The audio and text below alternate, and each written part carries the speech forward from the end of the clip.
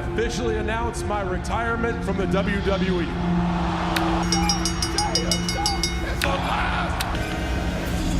And Travis Scott has pulled. Café, Zumba café, café, carnaval, Zumba café.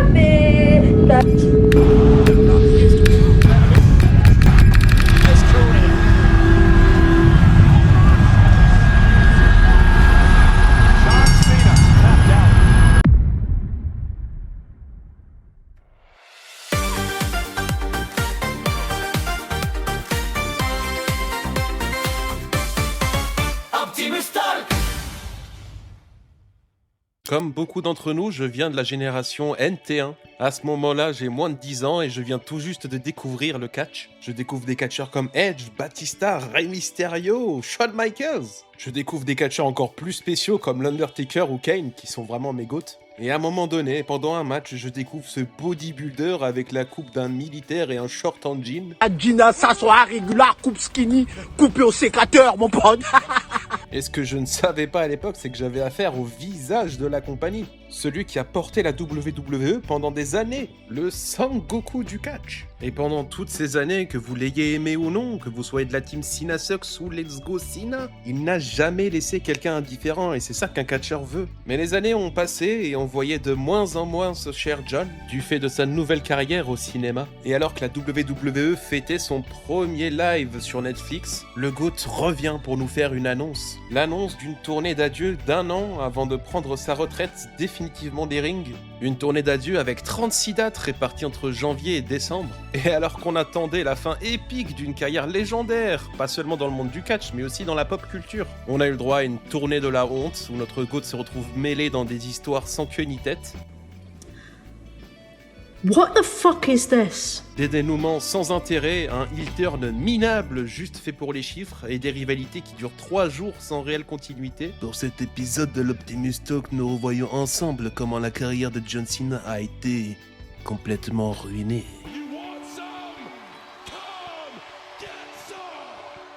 Les soirées de samedi soir, quelquefois samedi soir pour quelques billets.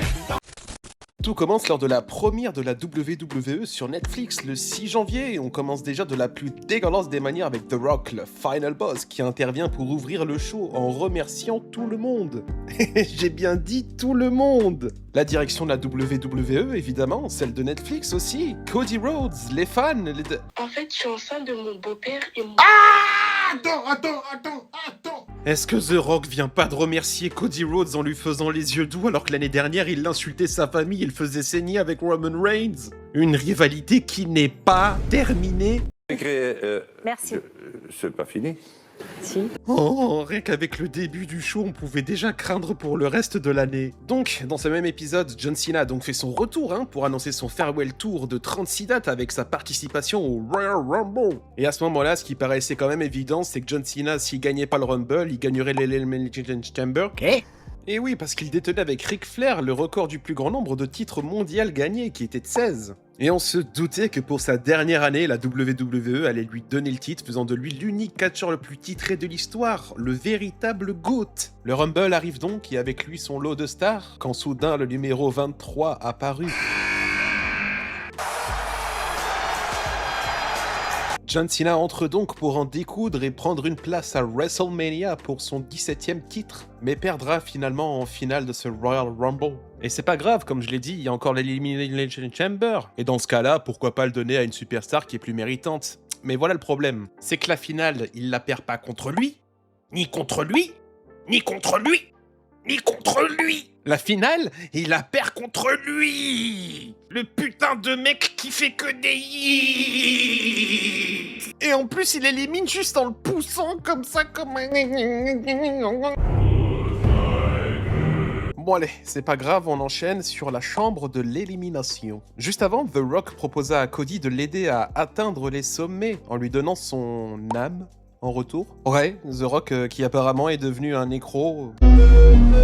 ancien, hein, calmez-vous. Non mais sérieux, on parle de The Rock ou on parle de Shang Tsung de Mortal Kombat là? Your soul is mine. Et ce que nous ne savions pas alors, c'est que John Cena sera impliqué dans la suite des événements. Bon, je vais pas revenir sur le match, mais globalement, John Cena l'emporte et affrontera Cody Rhodes à WrestleMania pour le titre. Et alors que les deux futurs adversaires se rencontrent, le Final Boss intervient, accompagné de... Travis Scott? Hein? Qu'est-ce que tu fous là? Je suis terrifié, mais c'est demain le live! Mais la vie de ma mère! Il attend la réponse de Cody qui lui dit, lui, d'aller se faire foutre, ok? Attention, on est face à un voyou. Et alors que John Cena célèbre avec lui, son visage se ferme et les cloches de Cody sont sonnées.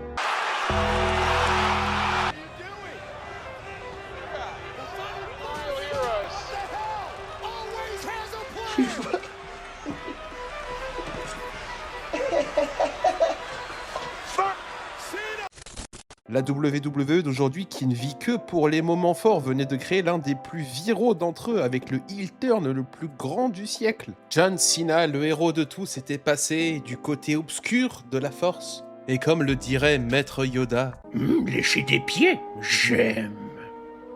mais non, c'est pas ça qu'il dit. Le heel turn mène au changement, le changement mène à Triple H, et Triple H à la merde. Et alors que la toile s'enflammait, on se posait une question. Est-ce que la WWE va réussir à gérer un John Cena méchant logiquement avec un taux d'apparition aussi court? Bah non. Et ça, on s'en rend compte dès la prochaine apparition de Cena en Belgique. Sa première promo depuis son heel turn. Alors comment la WWE allait justifier le heel turn le plus important du siècle? Avec l'histoire d'un héros qui venda son âme au diable pour pouvoir remplir son objectif en ayant perdu sa confiance, voyant son corps ne plus être celui de jadis, qui en voulant entrer dans l'histoire de la compagnie trahira sa propre histoire, sa propre personne. Et non, John Cena débarque tranquillou en nous disant que nous vivions une relation toxique avec lui, que nous faisions que prendre pendant toutes ces années sans jamais se soucier de ses sentiments.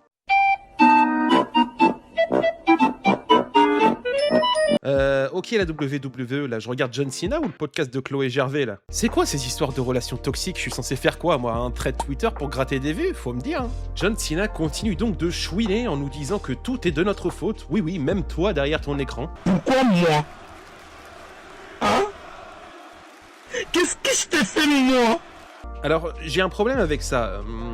Dans cette explication, je vois pas très bien ce que The Rock et Travis Scott font là. Non mais sérieux, à aucun moment on te justifie pourquoi il s'est allié à son rival de longue date, qui aujourd'hui est au pouvoir chez TKO, qui a racheté la WWE. T'avais vraiment de quoi faire, t'avais vraiment de quoi dire. Mais y a rien à se mettre sous la dent.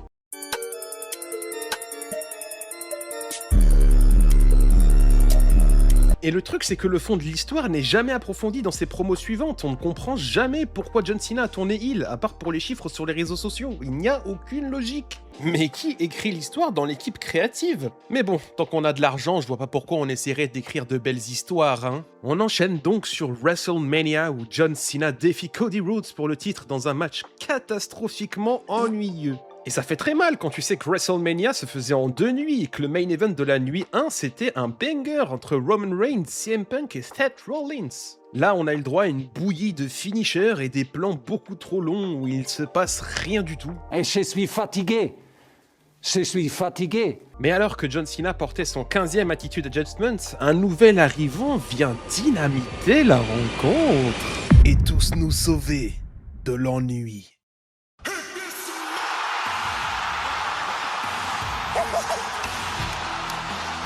Oui, voilà, je savais qu'il y avait de la continuité, je me suis dit, ils pouvaient pas mettre le Rock comme ça, il se passait rien derrière, il y a bien de la logique, mais merci. Optimus. Oui. Optimus. Oui, c'est moi. Optimus. J'ai dit oui. Il faut se réveiller, Optimus, ce n'est qu'un rêve. Ah bon, c'est pas The Rock au final qui est venu? Et non, ce n'est pas The Rock, mais je pense que tu l'apprécieras. C'est qui, c'est l'Undertaker? Moi ça me va si c'est l'Undertaker. Ah ça, Optimus, tu ne le sauras qu'en te réveillant. Vous avez raison, il faut que je me réveille, mais de toute façon c'est impossible pour eux de faire de la merde, il y a que...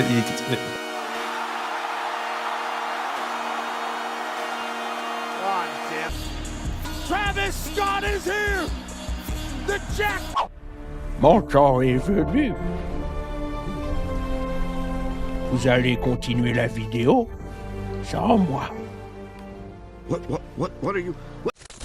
Mais de bordel de pourquoi y a Travis Scott sur mon écran? Mais qu'est-ce qu'il fout là? C'est quoi le délire avec lui? Donc là, John Cena, il a tout un vestiaire rempli de catcheurs qui peuvent l'aider et c'est Travis Scott qui se ramène? Et tout ça pour une intervention de merde? Oh, mais qu'est-ce qu'il fait, lui?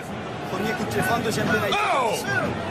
Mais il nous casse les couilles, là! Et après, c'est un Crossroads et au dodo, mais merci pour rien, vraiment. Et là, dites-vous, ils sont plusieurs à écrire les storylines. Ça veut dire qu'il y a plusieurs êtres humains qui ont un cerveau, on imagine, qui se sont demandé on fait intervenir qui dans le main event? Il y a un gars en pleine descente de LSD qui a dit Travis Scott, et ils se sont tous dit d'accord.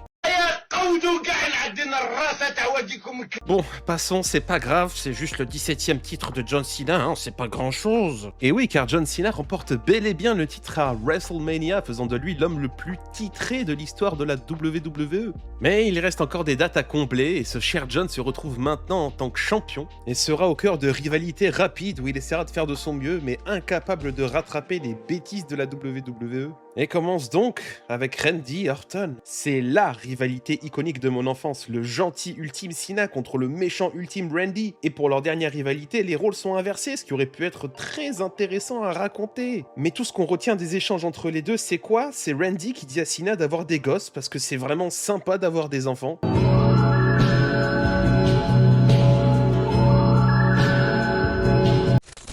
Le pire dans cette histoire, ça reste la conclusion. Alors que Randy allait porter son mythique punt kick sur Cena, R-Truth intervient et coûte le match à Randy. La dernière image que j'aurai de ma vie entre Randy Orton et John Cena, c'est R-Truth qui ne comprend pas que Cena est devenu méchant. Optimus. Quoi? Mais qu'est-ce que tu fais ici, Optimus? Je reste ici, allez tous vous faire voir. Cena bat ensuite R-Truth en moins de 5 minutes, rien à dire là-dessus, c'est inintéressant de bout en bout. Ensuite, Cena et Cody Rhodes se retrouvent mêlés dans des histoires entre Logan Paul et Jey Uso dans un match tag team très pourri. Ensuite, la WWE tente encore une fois d'appuyer sur le bouton nostalgie en nous donnant un match entre CM Punk et John Cena. Une rivalité légendaire, une rivalité à pas gâcher. Ils ont même fait une nouvelle pipe bomb, mais avec John Cena à la place de CM Punk. C'est ça qu'il fallait, hein. Et c'est là qu'on voit à quel point Cena est doué au micro, tellement dommage de le mettre dans des histoires aussi nazes. Et CM Punk de son côté, qui pour le bien du match qui se déroulait en Arabie Saoudite, a dû s'excuser des propos qu'il avait tenus sur le pays. Salam alaikum, puissant émir Mohamed Ben Kali Shehzad. Et bref, CM Punk perd ensuite son match et on passe à autre chose. Bon, ce qui suit, ça va être marrant. C'est pas vrai! Donc après l'épisode CM Punk, Cody Rhodes reprend sa rivalité avec John Cena. Et à la suite d'un épisode de SmackDown où il s'est fait complètement tabasser par Cody Rhodes, John Cena revient pendant un épisode random nous dire je peux vous parler 5 minutes? Ouais, bien sûr, qu'est-ce qu'il y a? Bah en fait, la semaine dernière, tu m'as bien tabassé et du coup, bah je suis plus méchant. Voilà, j'ai plus envie d'être méchant. Quoi? C'est ça la conclusion du heel turn de John Cena? C'est ça la conclusion du heel turn le plus important du siècle? Tu m'as bien tabassé, je suis devenu gentil, quoi? Mais qu'est-ce qui se passe? Il a des points en eau bénite, Cody Rhodes? Je vais t'en mettre qu'une. Et tu vas redevenir normal d'un coup. C'est une roquilla, celle-là.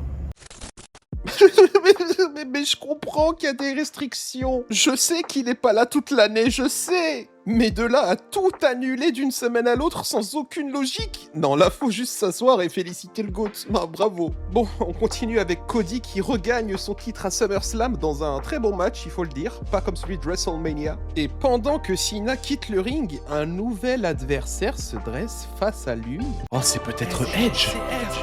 Ça va être Edge.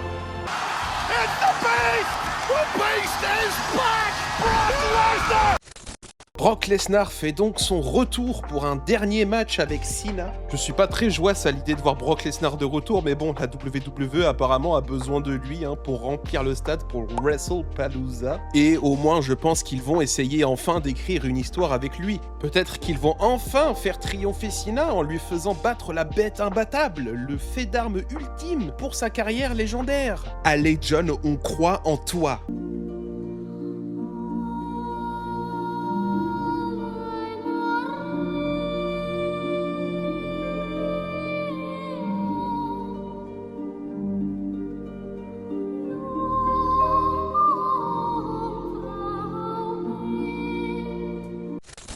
Bon bah, ils vont peut-être se revoir, hein, c'est peut-être fait exprès, non? No. Gâcher une des dernières apparitions de Cena pour ça, mais oh là là. Et en plus de ça, tu donnes 3 matchs du Farewell Tour à Logan Paul. Mais on en a rien à faire de lui, arrêtez ça. Enfin bref, John Cena se retrouve après dans une rivalité contre Dom Mysterio après lui avoir chopé le titre intercontinental en novembre. On pourrait être content, hein. Enfin un match où John Cena peut faire briller la plus jeune génération. Mais là, le problème c'est l'écriture et la conclusion. Quel hasard! Incroyable hasard, alors là... Parce que tout ce qu'on a, c'est Dominique qui amène un nain pour se moquer de Cena. Mais là, on régresse dans le temps, c'est quoi cette merde? Et vous savez comment Dom reprend le titre? Pas en brillant de son côté pour l'installer comme un futur pilier du catch, non, non, non, non. Avec une intervention de Liv Morgan. Quelle humiliation! Quelle humiliation! Quelle humiliation! Quelle humiliation! Nous sommes humiliés! John Cena terminera donc sa tournée d'adieu et fera donc son dernier match contre Gunther. Et comme c'est le dernier match, il fallait tout mettre sur la conclusion, terminer en beauté sa carrière. Et Gunther étant ce méchant imbattable, il y avait plusieurs options. Tu pouvais faire gagner Cena, évidemment, lui donner un dernier triomphe. Tu peux aussi le faire perdre en beauté, donnant tout ce qu'il a, comme il l'a fait depuis toutes ces années. L'important, en tout cas, c'est de ne pas trahir le personnage de John Cena. Le gars qui ne triche pas, le gars qui n'abandonne pas. Bon là, ça devrait aller, c'est les adieux, là. Ils vont pas lui manquer de respect comme ils ont fait pendant toute la tournée, ça devrait aller, non?